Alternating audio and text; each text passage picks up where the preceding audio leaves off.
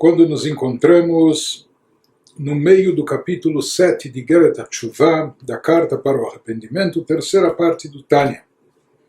Então, na sessão anterior, o Alter Rebbe nos explicou os dois elementos básicos, duas atitudes que devemos ter para implementar a Teshuvah Tata'ah, a Teshuvah nível inferior, que consiste em restituir a letra Rei com tudo que ela simboliza, a energia que foi canalizada para o lado mal através dos pecados, restituir isso ao seu devido lugar, recuperar e restituir, fazê-la retornar, acoplá-la de volta ao nome Havaye, ou retornar, trazer de volta esse potencial para dentro da nossa alma divina, fortalecendo a sua espiritualidade. E nós vimos na sessão anterior que isso requer duas coisas. Em primeiro lugar, a pessoa despertar grande piedade e misericórdia sobre a sua alma divina, sobre sua espiritualidade, sobre o tetragrama que se encontra dentro da sua alma,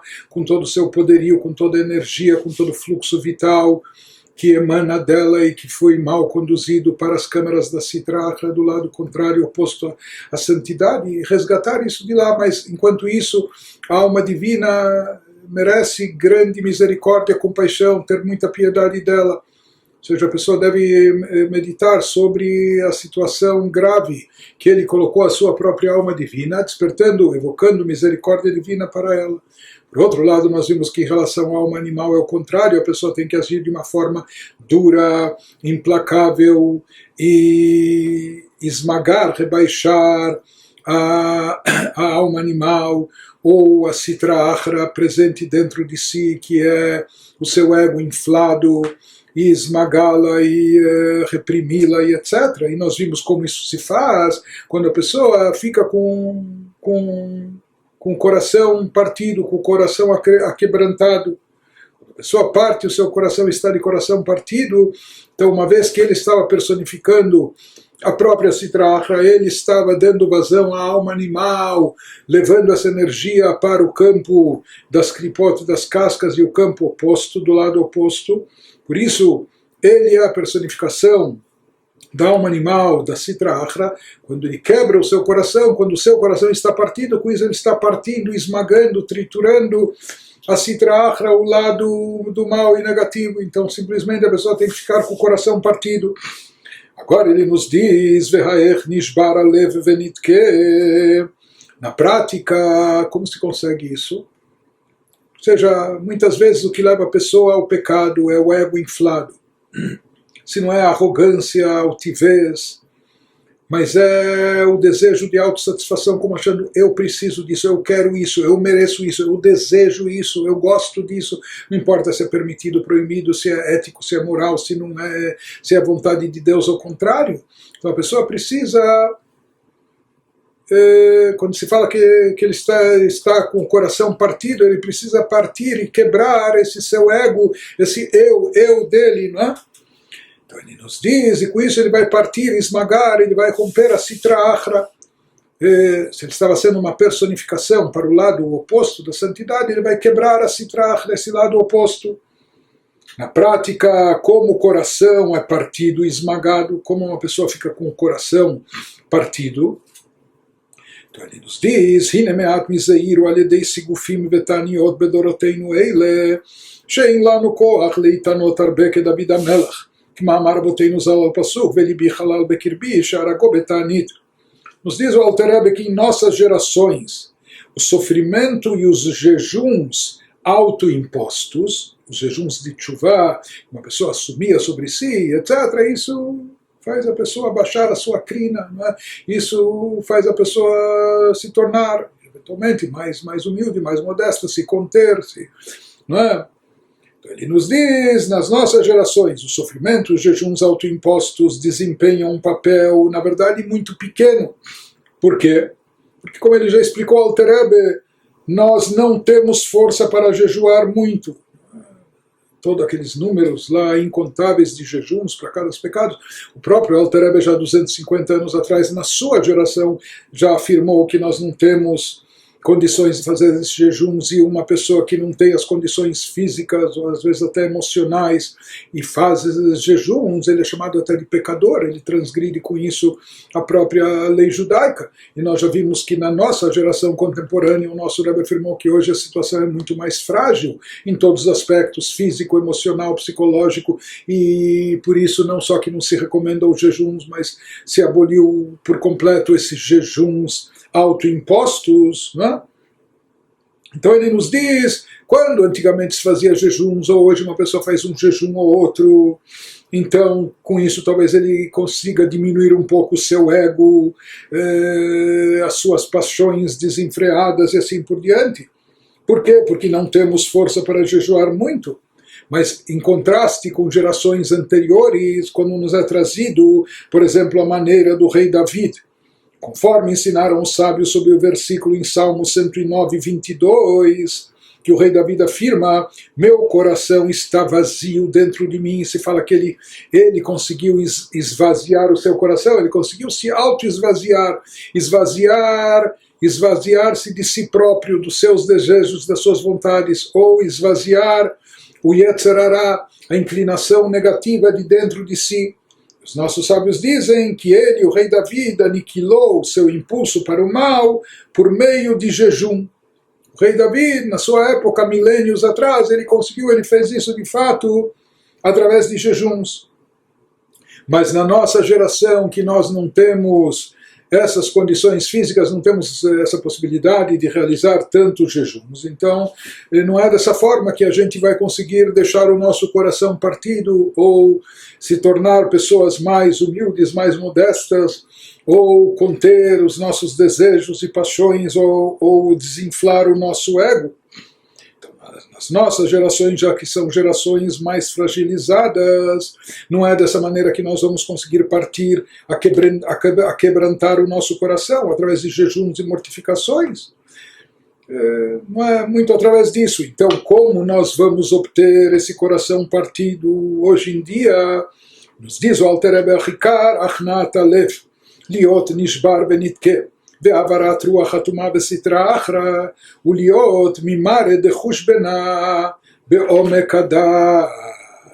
Fundamental atualmente, qual é a fórmula prática eficaz na atualidade, para que o coração se torne humilde, para que ele seja partido e esmagado, quando ele estava inflado e cheio de mal e desejos, paixões, etc., de modo que se possa remover o espírito de impureza e sitra achra, e a pessoa deixar de personificar e deixar de ser um condutor para a energia que vai para o lado oposto da santidade. Como se faz isso hoje em dia? Então, nos diz o Alter Rebbe, sendo um exímio contabilista. Isso seguindo a recomendação do Zohar, usando até as palavras que o próprio Zohar Sagrado diz, que cada um de nós deve ser mare de chushbena, um exímio contabilista, devemos fazer contabilidade. Então, em geral, as pessoas fazem contabilidade dos seus ganhos, dos seus lucros, do seu dinheiro, das suas posses, etc., do seu patrimônio. Mas ele nos fala que aqui o Zohar se refere a um outro tipo de contabilidade. A pessoa deve ser exímia em contabilidade dos seus atos e dos seus pensamentos. A pessoa deve fazer uma contabilidade não só de forma geral, mas de forma precisa, minuciosa, ser um exímio contabilista dos seus atos, ou seja, fazer um inventário pessoal constantemente, fazer um balanço das suas ações dia a dia, o quanto eu estou agindo bem e Deus nos livre o contrário, o quanto eu estou falhando. Então ele nos diz que essa é a atitude, essa é a maneira de se conduzir que deve levar a pessoa à conscientização, e isso que vai trazer a pessoa também ao coração partido, e partindo o seu coração do ego inflado, com isso ele vai partir e romper também o lado do mal que existe dentro dele. Isso o que significa ser um exímio contabilista em termos de espirituais, em termos de boas ações acumuladas e vice-versa. Ele nos diz, consiste em lehamik da'ato ubinato sha'a achat bechol yom o laila lifnei tikun chatzot leitbonen bama shepa'al ve'asa bechata'av bechinat galut hashchina kanal. Por isso, a pessoa deve refletir a fundo, nos diz o Alter Rebbe, ser esse contabilista, isso é uma atitude que deve envolver a pessoa no seu dia a dia, refletir a fundo, sondar e pensar minuciosamente, por algum tempo, todo dia ou noite, antes do Tikkun Hatzor, como nós falamos antes dessa oração da meia-noite, como já dissemos hoje em dia, não temos o costume, a maioria das pessoas não tem o costume de dizer essa oração de Tikkun Hatzor, mas o equivalente a isso seria, hoje em dia, a recitação do Shema Israel antes de dormir. Então esse é o momento que a pessoa deve refletir a fundo, sondar e pensar minuciosamente. Quer dizer, pode ser outros horários, como ele falou, mas que seja todo dia, ou se não for de dia, de noite, ou seja, de noite preferencialmente nesse horário, considerando o que a pessoa deve refletir nesse momento, considerando sobre como seus pecados causaram e contribuíram para o exílio da Shekhinah. Imagine o que nós fazemos. Deus se submete a nós, a Shekhinah, a presença divina, toda essa energia divina que Ele depositou dentro de nós colocamos isso no exílio, nós banimos isso para o lado oposto da santidade, nós colocamos isso no cativeiro limitado. Não é? Então a pessoa deve refletir sobre isso, ponderar sobre isso, considerando sobre como seus pecados causaram e contribuíram para o exílio da Shekhinah, mencionado acima, e como a pessoa fez com que tanto a raiz da sua alma, a matriz lá em cima, como sua alma divina encarnada, que elas fossem desligadas da abençoada fonte da vida, quanto a pessoa com seus pecados e transgressões desconectou a sua alma divina, não só a alma encarnada, mas afetou até a matriz da alma, desligando-a, desconectando-a da fonte de energia que é a abençoada fonte da vida, que é a essência divina. Desconectando ela desse nível elevado que é a fonte da vida, em contrapartida, rebaixando-as, tanto a matriz da alma como a alma encarnada, a uma zona de impureza e morte, entre aspas, morte em termos espirituais, a saber, a pessoa conduziu a sua alma, a sua energia para as câmeras da Sitra Achra, do lado oposto à santidade. Como? E então a pessoa deve meditar e refletir sobre isso, tudo isso, se conscientizar disso, e também se conscientizar como a pessoa se tornou um veículo das câmeras da Sitra Achra, não só que ele conduziu essa energia vital, não só que ele se deixou levar para o campo negativo, mas ele junto consigo carregou sua alma divina, carregou toda a energia potencial contida dentro dele, e ainda irrigou a Sitra Achra, esse campo do mal, com as suas energias pessoais. Então a pessoa deve refletir sobre isso, como ela se tornou um veículo das câmeras da Sitra Achra, ou seja, ela ficou até a serviço do mal, das forças do mal, se tornando um veículo para elas, um veículo transmissor e propagador do mal, recebendo o fluxo energético delas, das forças do mal da Sitra Achra, dentro do seu corpo, conforme mencionado acima. A pessoa deve refletir em tudo isso para partir e aquebrantar o seu coração. E a pessoa deve ter um horário fixo todos os dias para pensar e meditar nisso. E ele aqui sugere, como talvez horário até mais apropriado na hora de fazer esse balanço antes de dormir. Então, que a pessoa medite em tudo isso como Garam Lakor Nishmato Benafsho Elokit Mechaya Chaim Baruchu Veorida Lemakom Atuma Ve'amavet Henechalot Asitra Achra Venased Bibchinat Merkava Alehem Lekabel Mehem Shefa Vechayut Leashpia Legufo Canal. Ou seja, conforme ele enfatiza aqui, não apenas que a sua alma foi parar nas câmeras da Sitra Achra, nas câmeras do mal e da impureza, mais do que isso, ela se tornou um veículo para elas, ficou a serviço dela como um veículo propagador e etc. Ou seja, que ela ficou subjugada a Sitra Achra, sua alma, sua energia, ficou como secundária, anulada e subjugada às forças do mal, como um veículo anulado e subjugado ao condutor. Ele se colocou a serviço e nas mãos da Sitra Achra, das forças do mal. Ele nos diz, porque acontece depois que a pessoa comete um pecado, e a vitalidade, a energia vital que ele tinha dentro de si, então é depositada, ele alimenta com isso o lado negativo. Então, nesse aspecto, se fala que a sua alma está abaixo da própria Sitra Achra, das forças do mal. Por quê? Porque aqui ela começa a receber vitalidade. A alma em si ela tem um potencial enorme, por isso ela alimenta, através do pecado, ela alimenta e fortalece as forças do mal. Mas depois ela fica subjugada às forças do mal e se tornando um receptáculo para elas. Ela se torna dependente e recebe vitalidade e energia do campo negativo. Continua o Alter Rebbe nos diz, וזהו שאמרו רבותינו ז"ל, רשעים בחייהם קרויים מתים. כלומר שחייהם נמשכים ממקום המוות והטומאה. Esse é o significado do ensinamento dos nossos sábios, que eles dizem no Talmud, que os maus, as pessoas ímpias, os malvados, são chamados mortos em vida. Por que os malvados, aqueles que cometem o mal, são chamados de mortos ainda mesmo em vida física? Ou seja, que a energia vital deles, eles estão vivos fisicamente. Tem vida orgânica, mas essa energia vital é proveniente da Sitra Achra, do lado oposto da santidade, do lado do mal, a qual é uma zona de morte, entre aspas, em termos espirituais, é uma zona de morte e impureza. Por isso, os ímpios que vivem baseados na Sitra Achra, no lado do mal, ou seja, a sua energia vital é derivada do lado do mal, eles são chamados de mortos, porque a fonte da sua vitalidade e existência vem do campo da morte. וכן מה שכתוב לא המתים יהללו כולי, אינו כלא יגלה רעש חס ושלום, אלא הכוונה לרשעים שבחייהם קרויים מתים, שמבלבלים אותם במחשבות זרות בעודם ברישם, ואינם חפצים בתשובה כנודע. Conforme está escrito em Salmo 115:7, os mortos não louvam a Deus.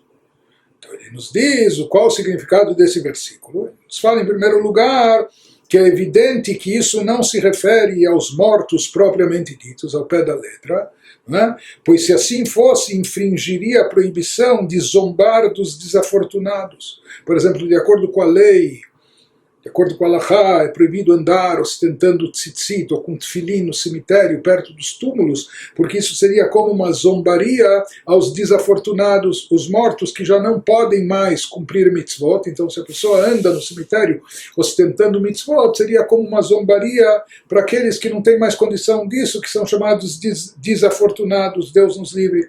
Então, ele nos diz que o mesmo aqui também, rei David, ou no Salmo, jamais ele diria, no sentido literal, como dizendo, olha, os mortos não louvam a Deus, não são capazes de louvar a Deus. Isso, Deus nos livre, seria zombar dos desafortunados, dizendo só, já que eles estão mortos, eles não podem louvar a Deus. Então o sentido aqui não é literal, nos explica o Alter Rebbe. Ele nos diz que aqui os mortos se referem a quê? Se refere a quem no versículo Lo ameitim alelu, que eles não irão louvar a Deus, refere-se sim aos maus, as pessoas más, as pessoas que estão cometendo mal, agindo de forma má e errada, que são chamados mortos, entre aspas, em vida, mesmo estando vivos fisicamente, e mesmo assim, em termos espirituais, eles são chamados mortos, porque eles estão conectados, o campo de onde emana a sua vitalidade é o campo chamado, entre aspas, de morte, o campo da morte espiritual e impureza.